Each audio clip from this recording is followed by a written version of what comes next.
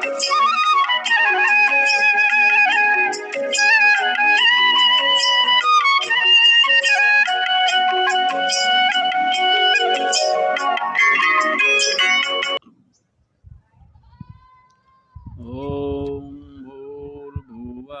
स्वः तत्सवितुर्वरेण्यं भर्गो देवस्य धीमहि धियो यो नः प्रचोदयात्। ओम सच्चिदानंदरूपाय विश्वोत्पत्त्यादिहेतवे तापत्रय विनाशाय श्रीकृष्णाय वयं नमः। भागवत प्रेमी सज्जनों, पिछली कड़ी में हमने देखा और बहुत अच्छे ढंग से इसका श्रवण किया, माँ देवहूति और पुत्र कपिल का संवाद। हमने देखा कि इनके गृहस्थाश्रम में एक माँ ने कितने अच्छे पुत्र को जन्म दिया। पुत्री कोई भी हो, संतान को शेप देने का, संतान को सही आकृति प्रकृति देने का लगभग 100% हिस्सा माँ का ही होता है। हम लोगों ने पहले चर्चा किया कि जैसा माँ चाहेगी वैसा ही उसका संतान होगा। ये जो कार्यक्रम है आज के ज़माने में वैज्ञानिकों ने भी इस पर मुहर लगाया है और अखिल विश्व गायत्री परिवार जो कार्यक्रम चला रहा है उसके अनुसार यह वैज्ञानिक तत्व प्रतिपादित हो चुका है। लोगों ने इस बात को स्वीकार कर लिया है, वैज्ञानिकों ने भी स्वीकार किया कि माँ जैसा चाहे उसका संतान वैसा हो सकता है, क्योंकि जीन्स में परिवर्तन जो होता है वो माँ के विचार भावनाओं के आधार पर होता है। एक होता है जीन्स और उससे भी एक सूक्ष्म है ईपी जीन्स। तो ईपी जीन्स में परिवर्तन जो है माँ के भाव संवेदनाओं के आधार पर होता है और यह ईपी जीन्स को परिवर्तित कर देता है। इसलिए पिता से ज़्यादा महत्व माँ को दिया गया है हमारे समाज में। माँ जैसा होगी संतान वैसा ही होगा। इस पर हम लोग कई बार चर्चा कर चुके हैं। केवल माँ ही कारण है कि एक राक्षस का पुत्र भगवान का भक्त हो गया, हिरण्यकश्यपु का पुत्र प्रहलाद भगवान का भक्त हो गया, क्योंकि उसकी माँ जो थी कयाधु वह भगवान की भक्त थी। जितने दिन भक्त प्रहलाद जी गर्भ में रहे, माँ का चिंतन मनन सब जो है भगवान की कथाओं में उनका सारा समय बीतता था। और एक ऋषि के कुल में रावण पैदा हो जाना, विश्रवा मुनि के कुल में रावण का पैदा हो जाना कैसे हो गया?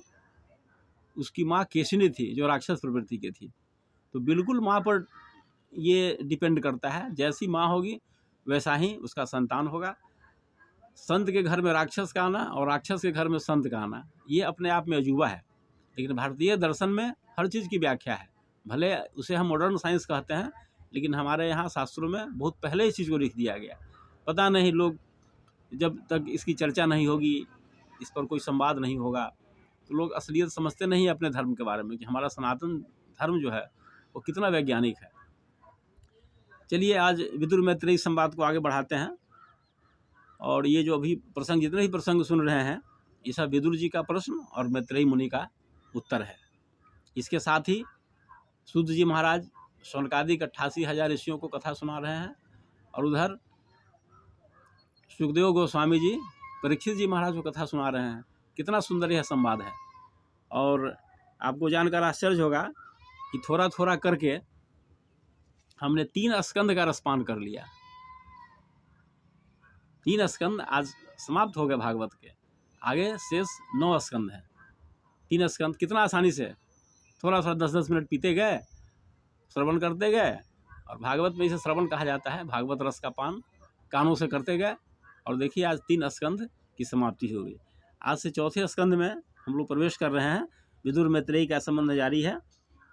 हमने मनु और शत्रुपा की पुत्रियों के वंश का अभी चर्चा कर रहे हैं। पुत्रों के वंश जो दो पुत्र थे उसकी चर्चा बाद में करेंगे। इनमें देवहूति की चर्चा कर चुके हैं। एक पुत्री आकुति थी। आकुति का विवाह रुचि प्रजापति के साथ हुआ। विवाह के बाद एक पुत्र यज्ञ स्वरूपधारी भगवान विष्णु हुए और एक पुत्री दक्षिणा हुई। पुत्री का नाम दक्षिणा था। बाद में पुत्रिका धर्म के अंतर्गत मनु जी अपने नाती को ले आए थे घर।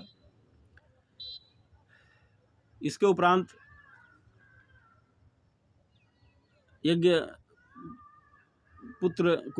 उनके पुत्र को यज्ञ स्वरूपधारी भगवान विष्णु को 12 पुत्र हुए। और सभी एक से एक योग्य, एक से एक ज्ञानी हुए। 12 पुत्रों में कोई एक दूसरे से कम नहीं था। दूसरी, भगवान मनु और शत्रुपा के एक और पुत्री थी प्रसूति, सब नाम जानते हैं आप लोग। प्रसूति का विवाह दक्ष प्रजापति के साथ हुआ था। उनसे उन्हें 16 कन्याएं हुई। 16 कन्याओं में सबसे छोटी थी सती। आप सब जानते हैं इस कथा को। सती का विवाह भगवान शिव से हुआ था। और एक बार ऐसा हुआ कि उनके पिता दक्ष ने एक बहुत बड़े यज्ञ का आयोजन किया था। उस यज्ञ में सती को निमंत्रण नहीं आया। जब सती ने देखा कि आकाश मार्ग से बहुत से विमान जा रहे हैं, अनेक देवी देवताएं जा रहे हैं, तो उन्होंने पूछा कि भाई ये कहाँ जा रहे हैं, कोई समारोह है क्या? तो उन्होंने कहा कि उनकी आपको नहीं पता है, आपके पिताजी ही यज्ञ कर रहे हैं और उसी में हम लोग जा रहे हैं, हम सभी निमंत्रित हैं। तो उन्हें बहुत दुख हुआ जान करके कि हमारे पिताजी यज्ञ कर रहे हैं और हमें ही निमंत्रण नहीं दिए। उन्हें दुख, आश्चर्य भी हुआ, दुख भी हुआ। फिर पुत्री थी, सोची कि हो सकता है छूट गया हो किसी कारण से, भूल गया हो। तो उन्होंने भगवान शिव से अनुमति मांगी यज्ञ में जाने की। भगवान शिव ने कहा कि नहीं, बिना निमंत्रण का मैके नहीं जाना चाहिए किसी यज्ञ समारोह में। और तुम्हारे पिताजी ने सबको बुलाया है, तुम्हें नहीं बुलाया, हमें नहीं बुलाया। इसका मतलब है कि उन्होंने जानबूझ करके हमारा अपमान किया है, इसलिए तुम वहाँ नहीं जाओ। लेकिन सती नहीं मानी। माता पिता का प्यार उन्हें खींच करके वहाँ ले गया और वहाँ जाने के बाद भी उनका अपमान हुआ। उनसे किसी ने बात भी नहीं किया। तो बहुत अपमान हुआ, अपमानित महसूस की। और अपमानित महसूस करने के बाद उन्होंने अपने शरीर को यज्ञाग्नि में त्याग दिया। आप सभी इस कथा को जानते हैं, ये बड़ा ही प्रसिद्ध है कि सती ने अपना शरीर त्याग दिया था अपने पिता के यज्ञ में जा करके। ये कहानी, ये कथा जो है बहुत ही प्रचलित है। बाद में जब भगवान शिव को इसकी जानकारी मिली तो भगवान शिव अपने सभी गणों के साथ उस यज्ञ में गए और उन्होंने यज्ञ को विध्वंस कर दिया। सारे यज्ञ को विध्वंस कर दिया उन्होंने। इस प्रकार से जो है हम इस कथा को आगे विस्तार से थोड़ी चर्चा करेंगे। आज इस कथा को हम इतना ही पर विश्राम कर देते हैं, क्योंकि ये बड़ा ही महत्वपूर्ण कथा है और इस पर थोड़ी सी चर्चा विस्तार से होनी चाहिए। तो हम अगली कड़ी में इसकी चर्चा करेंगे विशेष रूप से। आज इतना ही।